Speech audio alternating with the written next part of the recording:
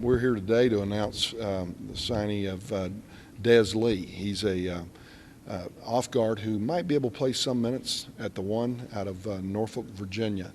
Really a heady player, a guy who I think knows how to play the game, not just an athlete trying to play. He's a guy that can rise and make shots from the perimeter, which is something that I think our team needs based on the film that I saw. Just another guy that can shoot it from the perimeter.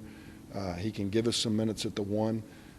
He's a guy that can make players around him better because I think he knows how to pass and how to get the ball in the right guy's hands. He's long. As a result of that, you know, if his motor will run like it ran on the film that I watched, then we think he's really going to be able to defend. Coming out of high school, he had interest from the ACC and the Big East. Went to a prep school, the Heat Academy in Virginia, where he's a teammate of Mike Haynes. And at the Heat, he had some terrific scoring games there. I think he averaged about 18.5 points a game. They had a terrific team. I've always wanted guards who were on winning teams, who affected winning, because I think that's where guards should be measured. And his high school team won, his prep school team won. They were rated the 4th best prep school in the country, and I think he's going to be a great addition. Is he from Martinsville, or did he just go to the academy? No, he's from Norfolk, Virginia. So yes. It's really become a national recruiting class here with Chicago and Mississippi and Virginia? Yes.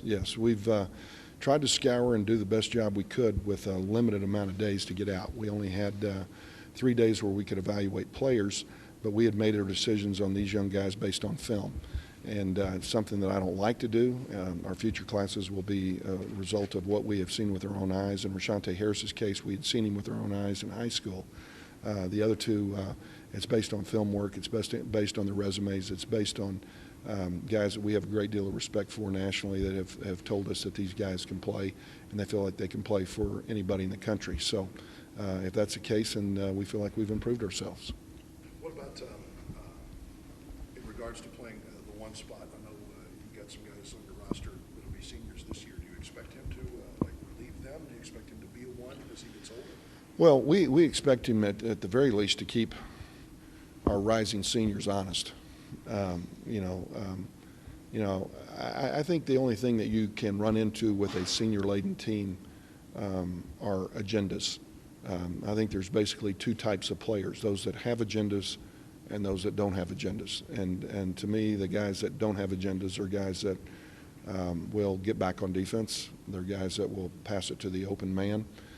They're guys that will take a charge. They're guys that will go back and try to rebound it, and they'll do everything that's geared towards winning. Guys with agendas sometimes think towards whatever might be on their mind, NBA, whatever. And I've always felt like players that are part of winning and winning at a high level, all the agendas are dismissed because everything takes care of itself. So that will be the basic thing that we're going to have an opportunity to sell, but now with the addition of this class, have the opportunity to reinforce by keeping players on track with where we want this program to go. The 10 seniors next year, what was your focus on this recruiting class? Obviously, you didn't have that much time to kind of work on it, but was it to at least get a guard and some forwards? Well, we had a choice to make. We could have gone with junior college players and said there's no year more important than this upcoming year, which we certainly believe. But I think you can do that with freshmen as well. And we're going to try to build this program or continue to try to improve this program, just like Tony would do if he was here, by bringing in quality people.